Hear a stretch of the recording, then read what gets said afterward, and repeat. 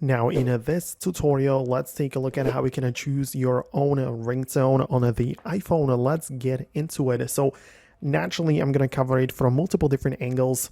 At first, open up the settings and from the options, find sounds and haptics, and ringtone is right there. So you already have the ability to pick from the selected ringtones, right? So this is pretty simple.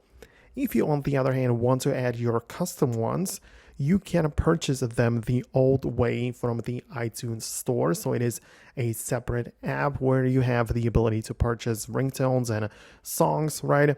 So this is how it used to work back in the day, but it is still functional and you can still go ahead and perform this kind of stuff, right? So it just works. But the thing which you probably are referring to is having your custom, like completely own sound set as the ringtone.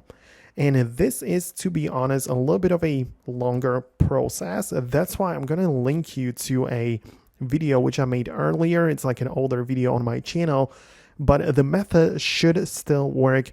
You can follow that video, right? So if you're happy with what I've shown you right now, obviously you don't have to, but if you want to see more, right, just check out that link below.